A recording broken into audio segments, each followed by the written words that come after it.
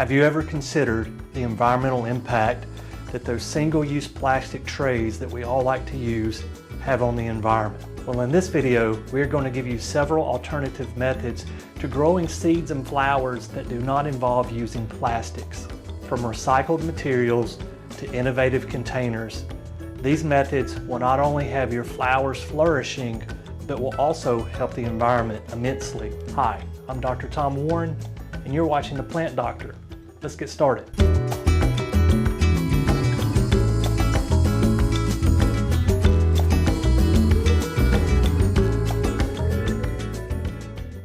If you're like me, you love to get your seeds started early for your garden and landscape, and I had always used these seed starting trays, and these inserts, after 3 or 4 years, they would get dry rot and brittle. And so what I would do, I would throw these in my recycle pile. I would take them to the local recycle center. And one day I was dropping these off, and the guy working at the recycle center told me, he's like, "Hey man, we just put these in the trash because they have the wrong number recycle symbol on them. So if you look on plastic, you'll see a number with the arrow triangle thing around it. And that tells the recycle center whether they can recycle it or not. So there's different types of plastic, and I can't remember the exact numbers he said that they could recycle. It was like 4, 5, and 7, and this was 1 or 3. I can't remember, but regardless, could not recycle them, and they went to the trash. And so that put me on this exploration, if you will, of how can I lit my plastics when I'm doing my gardening and my landscaping. Because if you think about it, we use a lot of plastics. 6-pack sales, tiny little annuals in garden plants, 1-gallon pots, 3-gallon pots, 10-gallon pots, they all come in plastic. So I was like, how do we limit our single-use plastics when we're landscaping and gardening? And this is what I've come up with. So we're going to go over several different methods of using other things to grow seeds and plants in other than plastics. And the first thing I want to start off with is something simple. Most of us get this delivered a couple times a week to our front door through Amazon and other services. It's just cardboard boxes. Now, I've cut this cardboard box down. It was very large, so you can use any height box, but you need to cut it down to maybe 3 or 4 inches tall. And once you've done that, you can simply add your potting mix to your box, fill it up to the top, and once you've done that, you can plant seeds or seedlings in it and begin to start your flowers or your vegetable plants for your garden.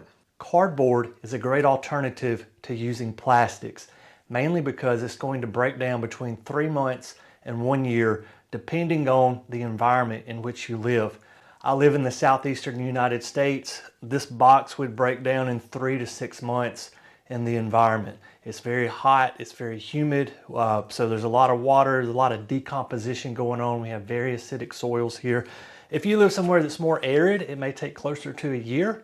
But regardless, this is way better than the 300 or 400 years that it takes for plastics to break down. A couple of pro tips about using cardboard for growing seeds.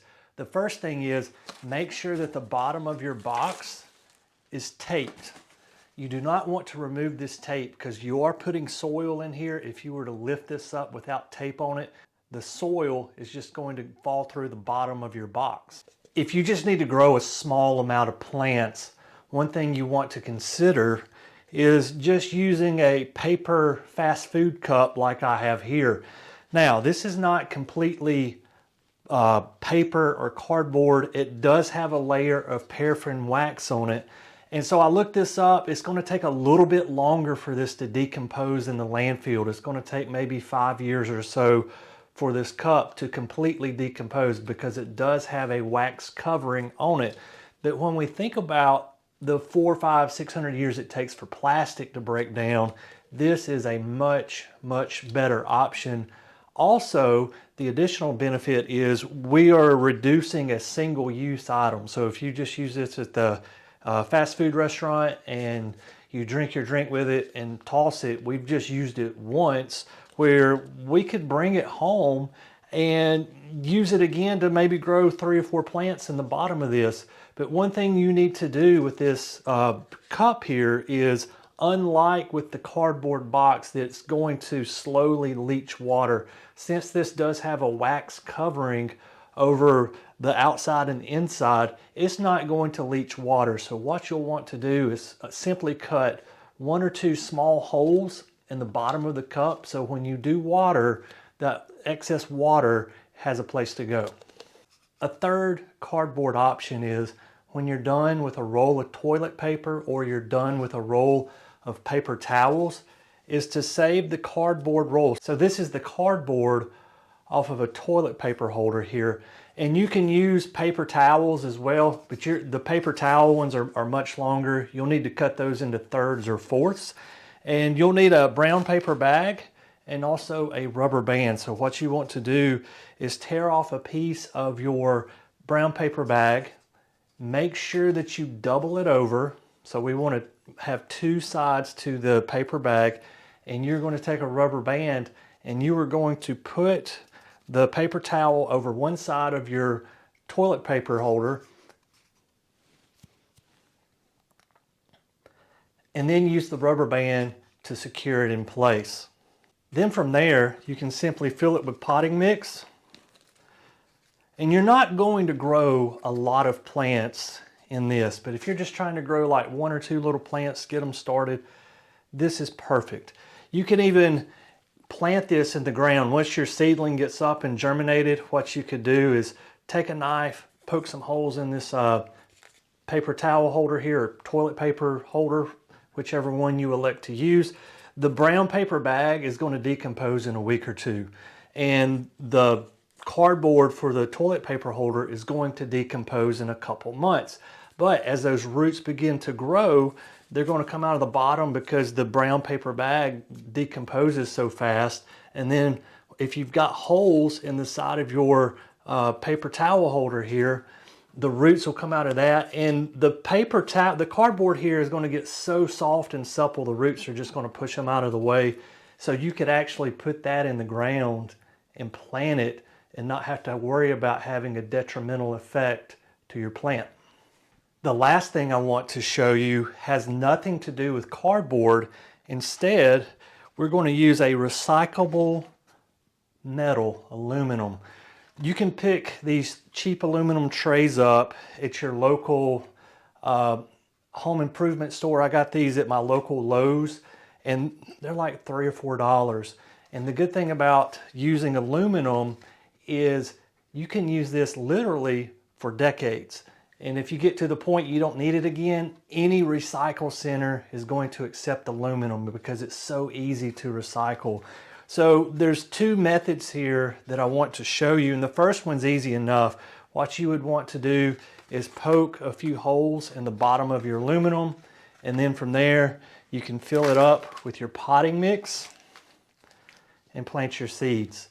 Also, it makes it extremely easy to transport these. If you had multiples going around, you fill one up, you fill a second one up, and if you just have seeds in it, you don't have seedlings yet, you can stack these 2 high, 3 high, 4 high, as many as you could carry. I mean, I could easily carry 4, 5, 6 of these, and it wouldn't be a big issue at all. Now, the second way that I want to show you is this.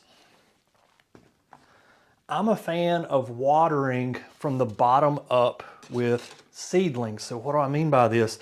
You can use capillary action to your advantage here. So you take one of your aluminum pans. We've got slits or holes already cut in the bottom of this.